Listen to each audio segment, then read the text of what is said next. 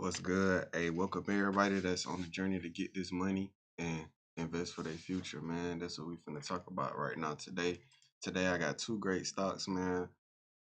Today we're gonna start with PAGS, man. Why I think PAGS is a great company. First, we're gonna discover what they do. PAGS is a fintech company located in Brazil, and I must say they got good revenue growth. They at a macro support level. They beat in earnings. Their revenue is growing. They got low debt. They profitable. They got good beta. They undervalued. Analysts rated a buy, and they got a good ROE. So man, we finna cover all that right now real quick. We finna check all this out. As y'all can see, y'all see the new stock that's finna be looked up next, FRO. But yeah, man, I'm really liking PAGS. First thing first, we finna go over the technicals. If we look at PAGS on the weekly, this is what we see, man. We see it's at a horizontal support level. And them horizontal support levels are strong as a motherfucker. Hey, I ain't gonna lie.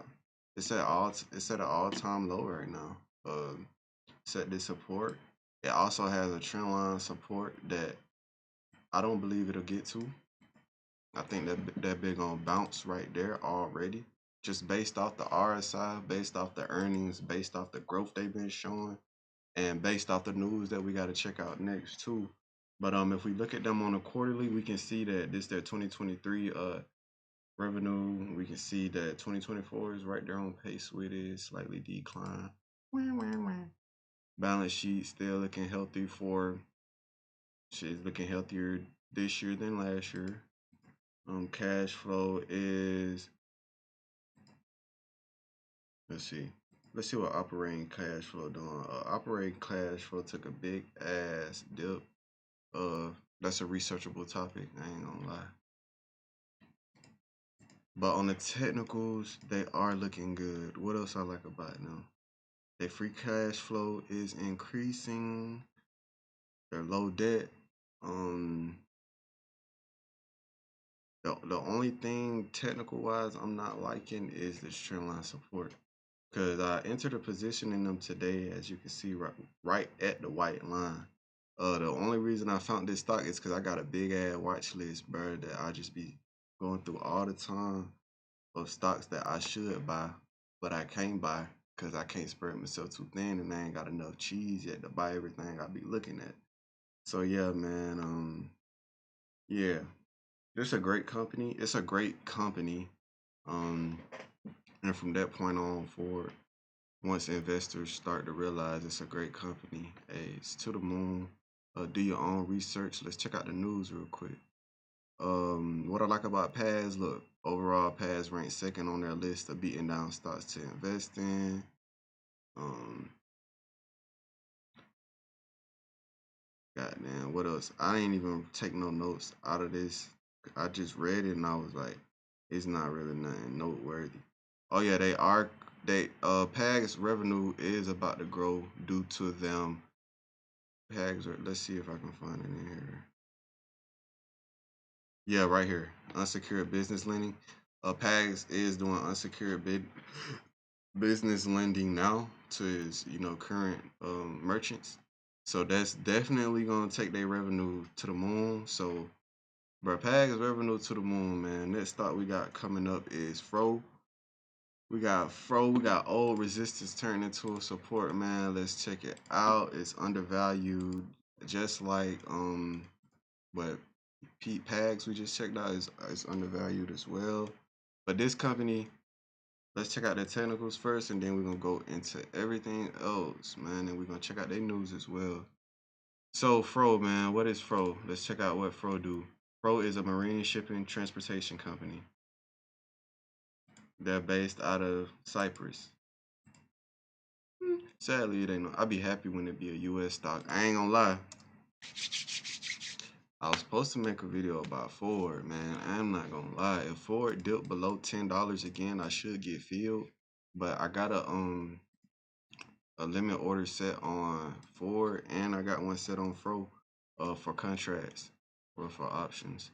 But let's check out Fro, man. Let's check out Fro technicals first. Look at Fro, man. Look at Fro on the technical chart, man, on the weekly. Oh my goodness. Fro been in the game for a minute. since the 94. But yeah, that's what we got, man. We got it coming down at a horizontal resistance, which has turned into a support. Held, held, held. Look at that wick. Oh my God, it's so pretty. This morning I woke up, I saw this. I set a limit order for some options, and now look at it. It's not trying to come down. With this, this is two tips for like beginners. I ain't gonna lie. The first tip is only invest what you are like. If if you're risking more than you're comfortable with losing, then you need to risk less. So it's like if you're not comfortable losing $50 in a stock, don't even set yourself up in a position to be able to lose $50. Don't even put $50 in it. You feel me? Because then that's not a position. You put yourself in a position to not lose 50. So first thing first, man, always risk what you're willing to lose. If you're willing to lose $30, okay, risk that. If you're willing to lose $30 and you're saying you're gonna use a 10% stop loss, right? So that means, goddamn, you can put in 300. That means you can put 300 in this stock, and once it drop down by 10%, that's your 30. Get out. Don't be putting 5K, 1K in no stock, and then it go down 10%, and you losing $100, or you losing 200. Then you're emotionally trading, and once you emotionally trade, it's over from there. What's the other tip I said? I should have wrote this down. 'Cause I was thinking about this before I started, but I always just try to go the natural route. But that's one tip. The second tip, oh, I remember the second tip now, is never rush your trade, bro. Like I set my limit order, my shit don't get filled. I'm not tripping. I'm not finna raise my limit order so I can get filled up here, and then this shit gonna trade sideways for the next 2 weeks. I know where I wanted it. The same way with Ford. I was supposed to get in Ford, but Ford took off today. I was supposed to get it below $10, bro. Below $10, I'ma eat because I ain't got time. I'm not trying to emotionally rush myself into a trade. But yeah, man, let's go over to Fro after that tip. Fro is on a horizontal support. That's one of the strongest support levels it could really be at. Let's see, when it dropped below that 14, man, that shit be taking off. Basically, see, look, this that 14. I think this that 14 level. Where we at? 14. Boom. Soon as it get at that red line, it don't like being below 14. No, it don't. So let's expect the same thing. It's all about looking at patterns. All right, let's look at their fundamentals and stuff like that, and their financials. Their return on equity is great. Their debt to equity is great. They got low debt. The operating margins is great. Their free cash flow is great.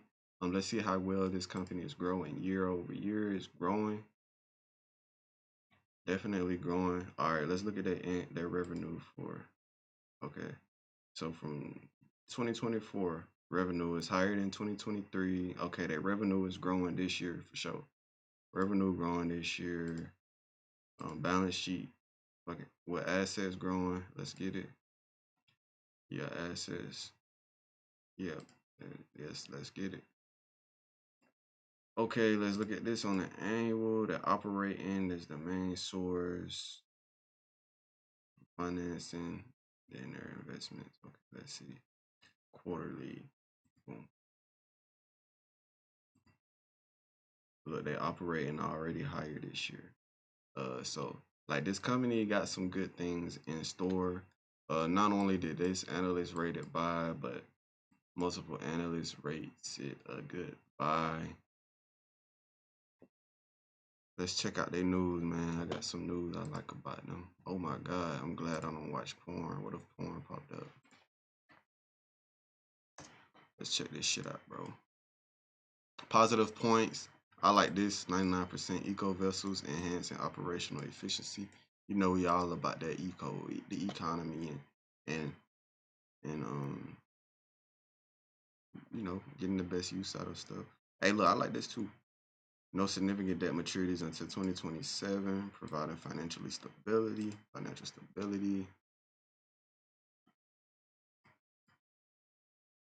Um, I mean, I can honestly market conditions will improve, but they can stay the same, and this company still gonna grow just off of technicals. Like I love buying on the dip, and then selling when it ripped, bro. That's what you really got to do. You got to look at good companies with good fundamentals that's doing good. I ain't gonna lie. If you look at a lot of companies, a lot of their negative points is gonna be geopolitical risk. It's gonna be it's gonna be a saturated market or oversupplied. Like the same with e-commerce or I guess with retail, shipping in general, or even technology. Uh, but yeah, they gonna have them risk. I ain't gonna lie. But those are the two companies I like, and those are my two tips. Don't invest what you're not willing to risk, and also do not rush to enter a position when you can just be patient, bro. Patience is a virtue, bro. If you're not patient, practice meditating. Focus on meditating. That's just gonna make you more patient and more calm. Why do you need to be more patient and more calm? Because you can't be acting emotionally. Why you don't want to be acting emotionally? Because when you acting emotionally, you're using less logic. You don't want to use less logic when you're making investments. You don't want to invest emotionally. You feel me? So, yeah. Just first off, control your emotions. Be patient. Um, Also be patient as it go down. If this go hit stop loss, remain patient. Don't freak out if you get to this yellow line. Just stay patient. Stay in multiple plays, but don't spread yourself out so thin that you winning on the play and it's like, bro, I'm winning, but I'm only making $1. You don't want to set yourself up in that position either. But man, just start, man. The only reason people fail investing is because they never start and then they don't calculate their risk, man. Calculate your risk and just start, bro. You'll be there. You don't even gotta calculate a risk. Just risk what you're willing to lose and make sure you got an edge and you won't have to lose.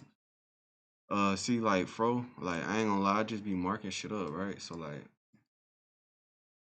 like probably tomorrow or I don't know when. If something lower, then it's gonna be on my radar. If it's higher, then it won't be. If the Dow Jones keep falling, it's definitely gonna be on. Well, it's definitely gonna be on my radar. Cause look, this what's finna happen, bro. This shit finna come down and bounce off, and then when they take off, the stock's gonna follow. That's what the pattern is, right? Let's see what the market pattern is. Let's see what the market pattern is since before I was born. Okay, before I was born, this is what the market was doing.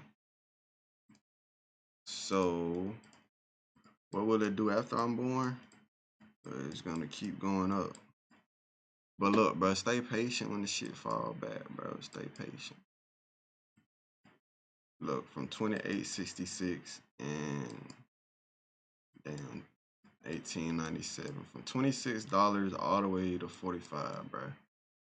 Um, I'll be the great granddad that bought a stock, and then my great great grandkids get to see it over 100 years later and be like, "Damn, Grandpa did a smart ass decision." You feel me? But yeah, man, it's over with, bro. Appreciate y'all for tapping in, bro. Just show respect and appreciation, and I'm gonna keep pushing this shit out, man.